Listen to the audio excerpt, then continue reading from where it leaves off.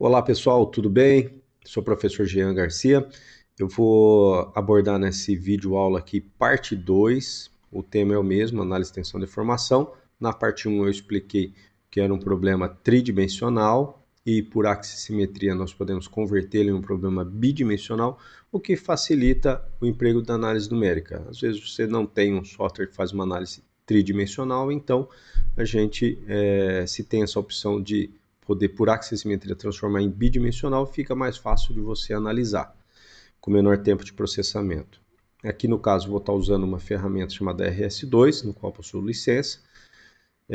Primeiro passo, pessoal, sempre é importante salvar aqui, tá? Eu vou salvar com esse nome aqui, análise e extensão de informação, tá? Salvei aqui. A partir de agora, a gente é importante fazer alguns ajustes aqui na ferramenta, mas eu acho que o momento mais adequado é na sequência eu vou partir com vocês já para desenhar o contorno do material. Tá? Então aqui tem todas as opções e nós começamos por boundaries, tá? Que é definir os contornos. Vou adicionar uma condição externa de contorno. Então lembrem que lá naquela aula, né, eu peguei e passei para vocês as dimensões do problema e coordenamos eles. Então vou lançar aqui, ó, 0,0, percebam que aqui ó, no canto inferior direito tem uma opção de lançar as coordenadas. Dou Enter, já marcou o primeiro ponto. Para não ficar desenhando aqui, colocando aqui essas coordenadas, é interessante você optar por esse íconezinho aqui, ó, clicar nele que ele abre uma tabela e você consegue lançar as coordenadas de uma maneira mais fácil, tá? Então essas coordenadas são oriundas da aula 1 que a gente estipulou. O importante, pessoal, é que aqui a ordem faz diferença. Então nós estamos lançando aqui, ó, todas as coordenadas dos pontos que estão naquele contorno externo, que eu desenhei ele amarelado, laranjado, ok? Quem tiver dúvida, volta lá naquela aula e dá uma olhadinha, tá? E aqui, ó, lancei. Vou fechar. Percebam que criou-se uma região.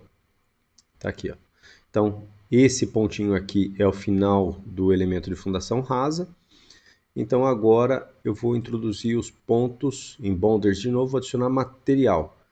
O que é esse material? Ele vai começar aqui e vai ter outros pontos. Vou novamente no recurso da tabela e agora eu vou colocar as coordenadas dos pontos internos, tá? O próximo é em ponto 75 e 7.8. Passo seguinte, ponto 125, 7.8. Ponto 125, 3.8. Ok, percebam que formou o elemento fundação rasa, o bloco, né? E a estaca. E agora eu venho aqui e fecho. Done ou aperto Enter, tá? Tá aqui meu problema, tá modelado. Só que percebam que tá tudo como material 1. Então agora é hora da gente ir lá em Properties, definir os materiais. Vou chamar esse material 1 aqui de solo e o material 2 vou chamar de concreto. Tá? O concreto vai ser para quê? Para bloco e estaca. Então, lá em solo, eu vou colocar uma tonalidade amarronzada. E aqui a gente tem as opções. Condições iniciais.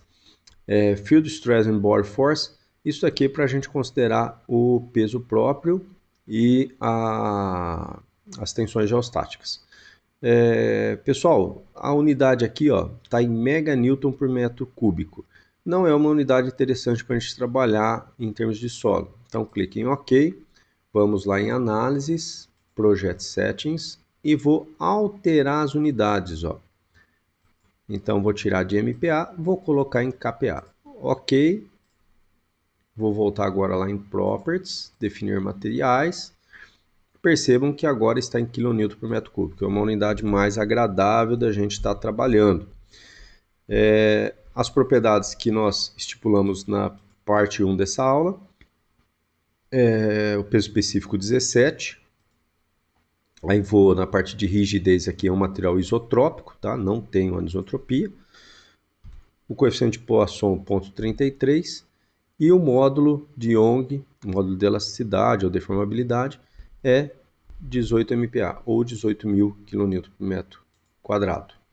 O critério de ruptura é o critério de Mohr-Coulomb, e o solo frente ao concreto ele tem um comportamento plástico. O ângulo de atrito 30, a coesão é 10, e em termos residuais, se você quiser diferenciar, você pode, tá? Ou quiser adotar um outro modelo, outro comportamento, você pode adotar. Aqui no caso eu vou fazer uma análise mais simples. Ok, solo está ok. Agora eu vou para concreto e vou fazer as mesmas considerações. Peso específico do concreto 25, material também isotrópico, tá? Vou considerar ele aqui, o coeficiente de Poisson no concreto é 0,2, e o concreto que a gente estipulou era 25 gigapascal, ou seja, 25 milhões de kilonewton por metro quadrado. O critério também vou aproximar por Mohr-Coulomb, a gente já conversou sobre isso. Então aqui vai ser 60 e vou colocar uma coesão elevadíssima, tá? Tá ok. Então está criado o material. Só que percebam que está tudo como solo. Agora você clica o botão direito na região que você quer alterar e vem e atribui o material que você criou, concreto. Ok?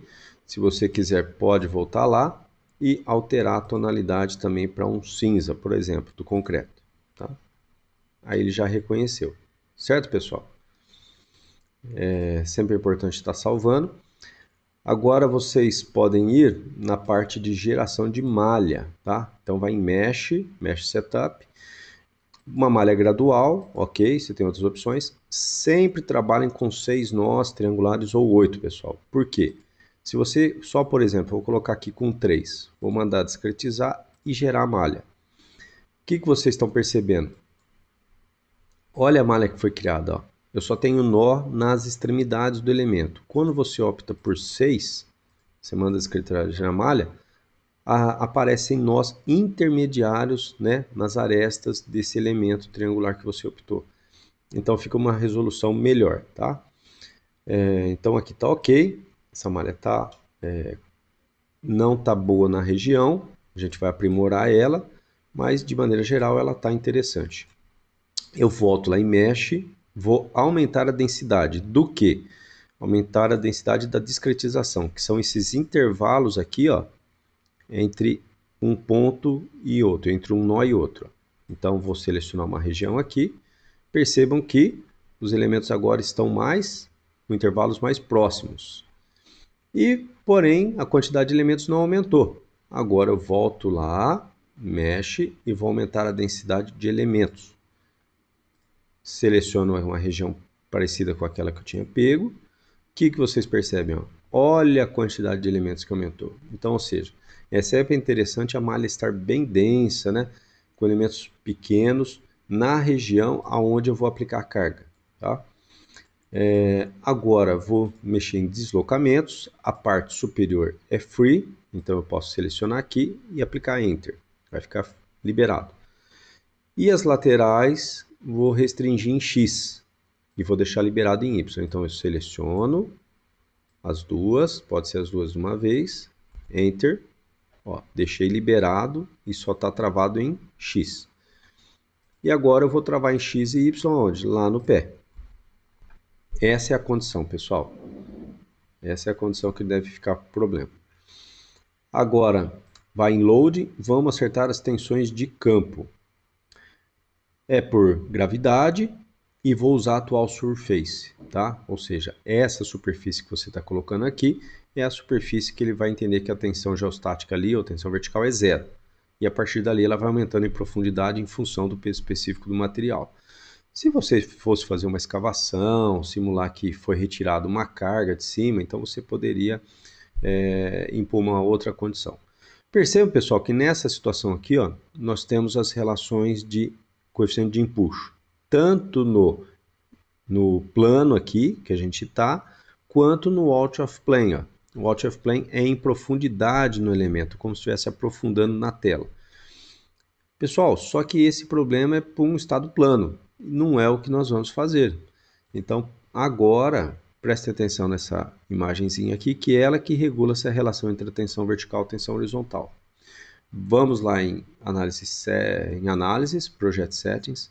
Qual que é o tipo de problema? Não é um problema plano de deformação, é um problema axissimétrico. Ok, agora sim eu posso ir lá em Loading, Field Stress. Percebam, só ficou uma relação horizontal-vertical habilitada. Como o nosso solo tem 30 de ângulo de atrito, eu posso usar aquela relação para determinar o coeficiente de empuxo-repouso, visto que é uma fundação, então eu tenho tensões iguais em todas as direções, e posso aproximar isso ou pela teoria da elasticidade ou usar a proposta de Jacqui, que é 1 menos seno de φ. 1 menos seno de 30 vai dar meio, ok? Olha lá o íconezinho, ó. Ele alterou, ou seja, da tensão de uma unidade de tensão vertical aplicada verticalmente, ela é refletida 50% horizontalmente. Voltem lá em Loading, agora você vai aplicar uma carga. Então, vou aplicar uma carga uniformemente distribuída e vou colocar o nome dela aqui, ó, carga fundação. Vou colocar uma tensão aqui qualquer, pessoal, para exemplificar, por exemplo, 200 kPa. E aí percebam que vai ficar ativado, ó. Está ativado, então eu seleciono o início e o final. Está aqui a carga aplicada, tá? Pessoal, percebam que nessa aba inferior está mostrando, eu só vou, se eu mandar calcular dessa forma, só vai calcular para esse valor máximo de tensão. Porém, quem trabalha com fundações, né, trabalha com comportamento de fundações, sabe que é interessante a gente obter a carga curva recalque. A curva carga recalque, desculpe. Que essa curva vai nos dar informações sobre o comportamento. Então é interessante você voltar lá em análises, Project Settings e atribuir a condição de estágios. Então, por exemplo, eu vou atribuir aqui, ó, 14 estágios. Então, nesses 14 estágios, eu posso colocar aqui, ó, que inicialmente eu vou aplicar 10% e depois eu vou para 20% e assim sucessivamente. Eu vou incrementando as cargas nessa fundação, simulando como se fosse um ensaio de prova de carga. Então, chegou em 100%, vou proceder ao descarregamento. 50%, 25% até 0%. Ok. Quando você fez isso, perceba que na parte inferior está criado todos os estágios de carregamento. Porém, a carga continua aplicada 100%. É necessário você vir aqui na carga, clicar o botão direito nela, editar essa carga e colocar ela para variar em função dos estágios de carregamento. Ó. Aquilo que a gente fez na etapa agora anterior é só para a gente controlar, saber pelo nome o que a gente está fazendo. Agora aqui que efetivamente a gente aplica os percentuais de carga, conforme aquilo que a gente estabeleceu de 10, 20, 30%, 100%, ó, 0,75, 50, 0,25 e 0. Ok? Ok? O que vocês estão vendo? Ó? Inicialmente 10%, ó, 10% de 200, 20. Então, percebam que a carga vai sendo aumentada paulatinamente, ó, em incrementos e depois procede-se a descarregamento. Agora o nosso problema está ok, pessoal. Nós podemos vir aqui, ó, em Compute e solicitar que seja feito o cálculo. Tá? Aí o processamento vai depender do seu computador. No caso, se você quiser aumentar a prioridade, basta vir aqui em Highest e ele vai pegar a memória do computador e vai dedicar exclusivamente para a performance desse software. Tá? Então é interessante que você não tenha nenhum outro software aberto nesse momento para agilizar o processo de cálculo, de processamento aí da ferramenta. Ó, calculou rapidamente no meu computador, terminou. O que é importante, pessoal? Agora, na hora de verificar os resultados, você vai aqui em Interpret. Ó.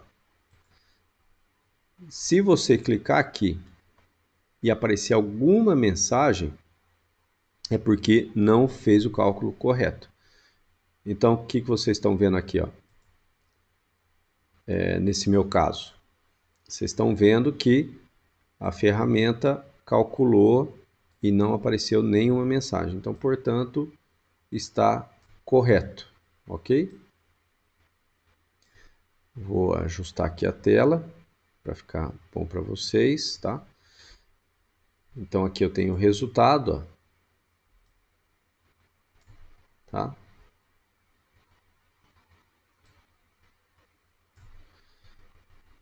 Tá ok, pessoal?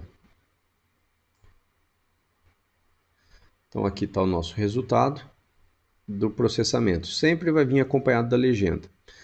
Aqui nessa situação, você tem aqui os vários fatores que você pode determinar, tensões, deslocamentos, ó, tá?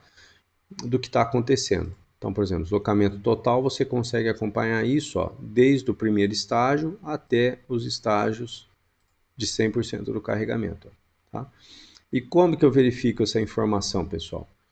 Se você tiver lá em tensões, ó, por exemplo, tensão aqui, sigma 1, tá? Você pode vir aqui em adicionar esse carry e colocar um carry nessa região. Por exemplo, eu quero saber do Enter, quantos valores que eu quero naquele ponto? Vou pegar 3 valores, tá? Então você tem 3 valores de tensão no topo aqui da estaca. Então, se você quer saber quanto de carga que o bloco absorveu pelo contato com o solo, você pega essa tensão detectada no topo da estaca, multiplica essa tensão pela área total da estaca. Então você vai ter a carga que está chegando no topo. Faz a mesma coisa no topo do elemento de fundação superficial, o bloco. Pega a tensão aqui, multiplica pela área total do bloco, você tem a carga que está sendo aplicada no topo do sistema.